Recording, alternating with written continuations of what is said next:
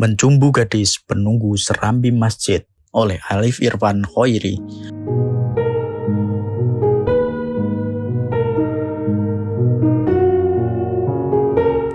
Hah! Aku menjerit sampai serak, tenggorokanku sakit. Kakiku tiba-tiba kaku dipasung di persimpangan malam dan fajar. Aku mematung beberapa detik sampai bisa menguasai keadaan. Lalu aku peduli sarungku copot. Aku berlari keluar masjid menyelamatkan diri. Namun malah tersungkur di halaman masjid. Lututku mengucurkan darah deras tergores permukaan paving yang kasar. Belasan santri tiba-tiba sudah mengerubungiku, memapahku ke kantor keamanan, menenangkanku. Jantungku tetap terpacu kencang, keringat memandikan sekujur tubuhku. Dalam keadaan demikian, orang-orang masih mengintimidasiku dengan pertanyaan, "Kenapa? Ada apa?" Aku masih belum percaya dengan apa yang barusan kualami. Apa yang kulakukan merupakan kesalahan besar dan aku kini sadar telah melanggar peraturan pondok untuk tidak tidur di luar pondok. Sekaligus menerjang pantangan tidak tertulis yang diyakini turun-menurun untuk tidak tidur di bagian serambi putri masjid. Pengalaman 3 malam berturut-turut ini adalah pelajaran penting dalam hidupku. Sudah menjadi cerita wajib dikonsumsi untuk santri baru bahwa di masjid dekat pondok banyak makhluk tak kasat mata. Yang paling terkenal adalah yang menunggu di bagian serambi putri. Beberapa santri kawakan yang katanya pernah tak sengaja bertemu. Penunggu itu merupakan gadis cantik mengenakan gaun putih. Namaku Irfan, satu di antara ratusan santri pondok pesantren Tanjung yang terletak di ujung pantai utara Kecamatan Jenu, Kabupaten Tuban. Ini adalah kisahku 5 tahun yang lalu.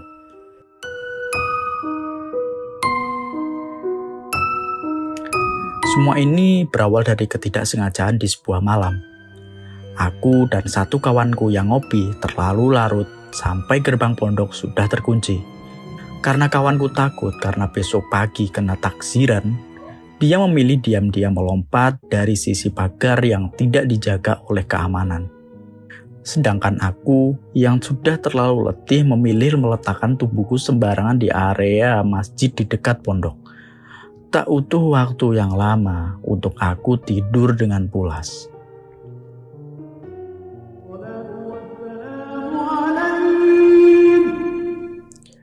Tarhim subuh lirih-lirih terdengar. Aku tergagap bangun. Namun aku menyadari ada sesuatu yang aneh di sarungku. Iya, dia basah oleh sesuatu. Sesegera mungkin aku pergi ke kamar mandi dan membasuh tubuhku dari ujung kepala sampai ujung kaki. Di tengah mandi, aku lamat-lamat ingat mimpiku tadi. Di mana aku sedang berjumbu di serambi putri dengan seorang gadis yang cantik. Lebih cantik dari Damayanti, si bintang di pondok putri. Gadis itu mengenakan gaun putih yang sangat bersih. Aku hanya berhasil mengingat kejadian di mana bibirnya yang merah merekah mendarat di bibirku. Hal-hal lain aku malu untuk menceritakannya di sini. Setelah subuh berjamaah aku kembali ke pondok. Gerbang sudah dibuka, ada 2 keamanan yang menjaga. Mereka tidak bertanya aku dari mana. Mereka hanya menganggukkan kepala menyapaku segan. Sepanjang hari, ingatan tentang gadis cantik dengan gaun putih itu melekat di kepalaku, mendorong untuk kembali menjemput mimpi itu nanti malam. Usai kegiatan musyawarah, aku tidak ikut rutinan ngopi seperti biasanya. Aku sengaja diam-diam pergi ke masjid meletakkan tubuhku berbaring di serambi putri sambil melihat kipas angin yang berubah menjadi rumah laba-laba. Aku merapal beberapa wirid untuk mengundang kantuk, dan aku tidak tahu lagi.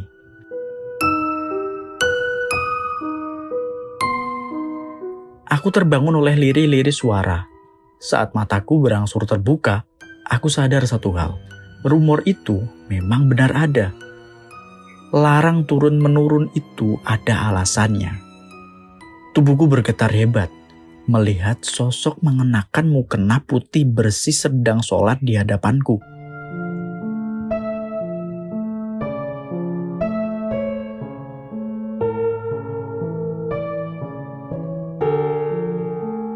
Tubuhku bergetar hebat melihat sosok mengenakan mukena putih bersih sedang sholat di hadapan mataku. Batinku menerka, apa ini sosok penunggu Serambi Putri? Sejenak aku tertegun. Kemudian aku berusaha menjinakkan rasa takut dalam diriku yang sedang memuncak. Aku mengatur napasku yang ngos-ngosan, menenangkan tubuhku yang renggut kecemasan. Saat keadaan sudah cukup kukuasai, aku coba mendekati mukena yang memancarkan cahaya itu. Pelan-pelan saat sosok itu ruku, aku coba memegang ujung mukenanya yang menjuntai ke lantai. Sangat lembut seperti sutra dan menyeruakkan aroma wangi parfum malaikat subuh. Wujud ini nyata di depanku. Pikirku, aku ingin menengok wajahnya. Apakah ia sama seperti gadis dalam mimpiku? Namun alam bawah sadarku menyuruh untuk pergi saja. Gugup kembali merampas diriku. Secepat yang aku bisa, aku keluar dari Serambi dengan langkah cepat, semakin cepat dan berlari secepat yang aku bisa. Tubuhku yang kuyup oleh keringat kusandarkan ke gerbang masuk pondok.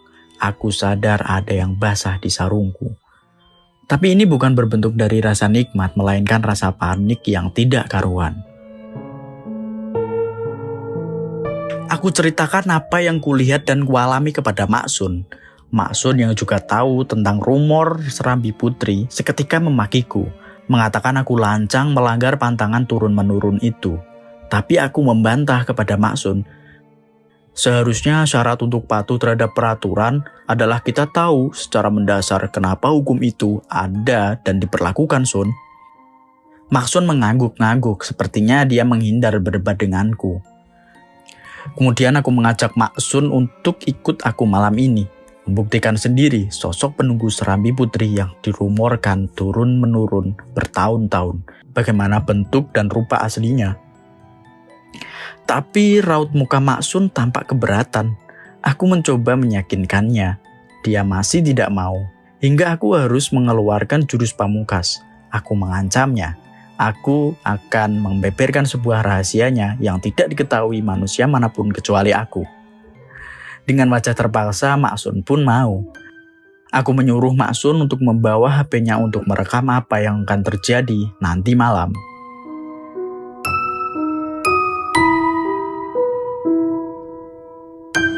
Malam pun tiba. Aku mencukupi musyawarah malam ini lebih awal ketimbang biasanya. Belum tengah malam, namun sunyi sudah mencekam. Karena langit malam ini begitu pekat oleh mendung.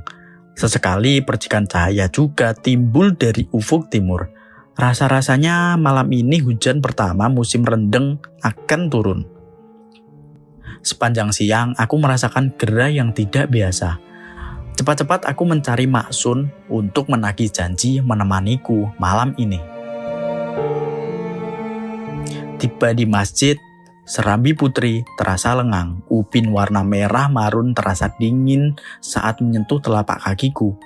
Di hadapan Maksun, aku mencoba bersikap sebiasa mungkin. Aku menyuruhnya untuk segera memasang HP dan menyalakan kameranya ke arah saf paling depan di mana aku kemarin malam bertemu sosok penunggu itu. Setelah beres, Maksun pun mengambil tempat untuk tidur. Aku tahu dari warna matanya dia pasti sudah sangat mengantuk. Seharian dia mengumpulkan kayu bakar untuk persediaan memasak di dapur umum. Maksun menggelar sajadah sebagai spring bed dan kopiah putih sebagai bantal alternatifnya. Tidak menunggu waktu lama, Maksun pun berlayar ke Pulau Kapuk. Gelap, aku gelisah. Entah kenapa malam ini tidak seperti 2 malam sebelumnya. Ditambah suara pintu yang mengarah ke kamar mandi Putri, terus mendesis meski tidak ada angin. Daripada pikiranku kemana-mana, aku memilih memaksakan mataku terbejam menyusul Maksun ke alam mimpi. Sialnya, sudah beberapa kali mataku mencoba tidur tapi aku tidak berhasil. Karena aku tidak mau dikuasai praduga. Pikiran praktisku membantah ini pasti gara-gara Maksun yang ngoronya kebangetan. Terpaksa aku menyumpal mulutnya yang menganga dengan sorbanku. Masalah pun teratasi. Aku kembali memejamkan mata harap-harap cemas mimpiku pada malam pertama dengan gadis bergaun putih itu akan terulang lagi. Aku sama sekali tidak tahu apa yang terjadi saat aku tidur. Entah hujan pertama jadi turun atau tidak, entah Maksud yang terbangun karena napasnya sesak atau tidak. Yang jelas aku merasakan dalam mimpiku aku sangat kesulitan bernapas. Tubuhku sangat kedinginan. Aku hampir mati.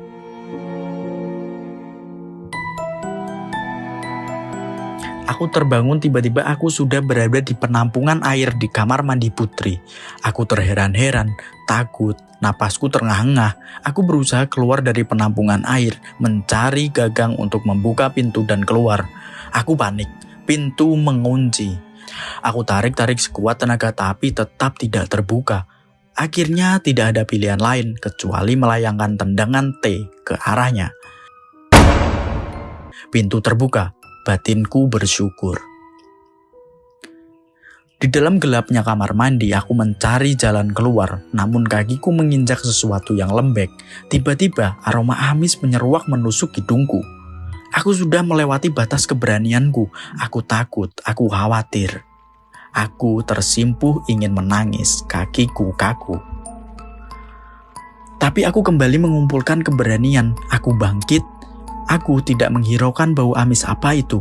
Aku fokus mencari pintu keluar kamar mandi ini, melewati serambi Putri dan keluar menyelamatkan diri. Suasana gugup tidak berangsur hilang, ia tetap ada. Namun aku sedikit mulai mengatasinya, sampai aku berhasil menuju pintu pembatas kamar mandi dan serambi Putri. Namun siapa sangka saat pintu itu terbuka, ganti aroma wangi yang menguasai hidungku, wangi yang sama, parfum malaikat subuh. Di depanku, sosok yang kemarin kusaksikan kini dia ada lagi. Kini aku melihat wajahnya dari samping kanan. Ia begitu cantik, wajah beningnya sangat serasi dengan mukena putih bercahaya ini. Aku tidak ingin mengganggunya. Pembuktianku tentang serambi Putri yang ada penunggunya dan kamar mandi Putri yang angker kurasa cukup. Maksud sudah tidak ada di tempat. Aku tidak tahu dia dipindah kemana oleh jin penunggu serambi ini. Aku hanya fokus mengambil kopiah hitamku yang terletak di selatan sosok gadis ini. Perlahan dengan tubuhku yang menggigil, aku beranjak mencoba mengambil kopiah itu. Gadis itu dalam keadaan tasyahud akhir. Batin kecilku ingin rasanya menikmati wajahnya. Tapi sadarku aku sudah jauh menyalahi batas, jadi aku harus segera pergi. Aku berhasil meraih kopiah hitamku. Aku ingin maju dan melihat gadis itu untuk satu kali lagi. Tapi apa? Wajah gadis itu berubah. Sisi kanannya memang cantik, tapi sisi kirinya hitam terbakar. Dengan ceruk mata berdarah, seperti bekas tersusuk benda tajam. Dari pipinya belatung berukuran besar keluar keroyokan. Aku menjerit sekeras yang tenggorokanku mampu. Namun, sosok itu malah menyudutkanku ke tembok. Sekali lagi, aku menjerit dengan suara sangat keras. Wajah bening gadis itu berangsur digerogoti belatung perlahan. Baunya sangat busuk, amis, dan anyir. Aku ingin muntah, aku ingin pingsan, tapi tidak bisa. Aku takut, aku memejamkan mata, sosok itu mendekatkan wajahnya, sangat amis dan busuk baunya. Ada semacam benda asing yang mendarat ke mulutku, membuatku tertutup untuk kembali menjerit. Rasanya sangat aneh dan geli. Tanpa pikir panjang, aku melayangkan pukulan keras ke kepala gadis itu. Gadis itu terjatuh. Sepersekian detik, ia bangun lagi dengan wajah utuh bening lagi, dengan bau yang sudah tidak busuk lagi. Aku tertegun, ia kembali menyudutkanku. Dia mendesis. Raut mukanya melas, ingin dikasihani. Di tengah takut, aku terbuai simpati, menggunakan wajah cantiknya itu untuk menciumku lagi. Aku bisa merasakan bahasa bibirnya, aku bisa merasakan gairahnya. Namun, aku dihinggapi sadar, hal yang kulakukan ini salah. Aku mendorong wajahnya, ia sudah mengalih rupa seperti nenek tua yang habis terbakar seluruh wajahnya. Aku kembali menjerit, menendang tubuhnya sekuat yang aku bisa dan lari terbirit-birit keluar dari masjid. Sialnya, malah aku terjatuh di atas paping yang keras.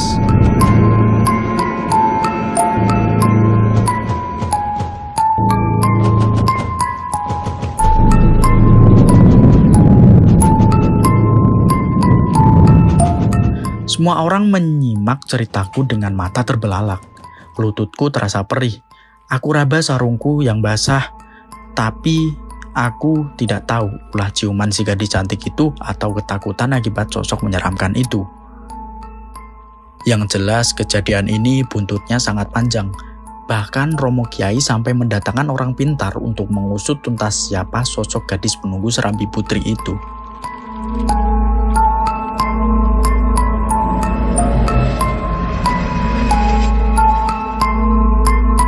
Oleh Alif Irfan Khairi, laki-laki kelas ekonomi yang tertidur di pesantren, menetap di Jalan Masjid Miftahul Huda nomor 709, Desa Kaliuntu, Kecamatan Jenuh, Kabupaten Tuban. Nah, itu dia adalah sebuah cerpen atau cerita pendek dari karya Alif Irfan, nama penulisnya. Kalian bisa membacanya sendiri di karya karsanya di akun karyakarsa.com/Alif Irfan, atau kalian buka karyakarsa.com dan terus cari Alif Irfan, seperti itu. Di karya karsa Mas Alif Irfan ini ada beberapa karya ya, ada e-book, ada juga tadi cerpen yang kalian bisa membacanya secara gratis, ataupun yang e-book ini berbayar. Si himpun puisi atau kumpulan puisi ini berbayar. Kalian bisa support dan kasih tip ke Mas Alif Irfan ini untuk biar beliau bisa lebih berkarya lagi. Dan buat kalian mungkin yang ada akun karya karsa yang punya cerpen, bisa kalian tag ke aku, dan mungkin kalau berbayar aku akan mencobanya untuk membeli, untuk mensupport kalian ya. Nah, jadi segmen ini adalah sebuah segmen baru dari podcast ini, yaitu membacakan sebuah cerita pendek dari karya teman-teman. Mungkin berawal dari yang saya kenal ataupun teman-teman saya gitu, karena memang dulunya saya kan bekerja di penerbit buku, jadi ada banyak kenalan atau ya sekedar tahu gitu beberapa penulis yang karyanya menurutku bagus-bagus tapi underrated anjing. Jadi jarang terekspos media dan masih mungkin merintis dia, jadi aku ingin membacanya, dan ini salah satunya. Ini bagus banget, cerita dari Mas Alif Irfan, seorang penulis dari Kabupaten Tuban yang biasanya dia menulisnya yaitu puisi atau puisi kayak gitu. Dan ini karya dia berbentuk cerpen. Kalian bisa membacanya sendiri di karya karsa. Nah, di next episode aku bakalan membacakan cerpen-cerpen lainnya. Mungkin aku ambil dari beberapa buku, dari karya teman-teman juga.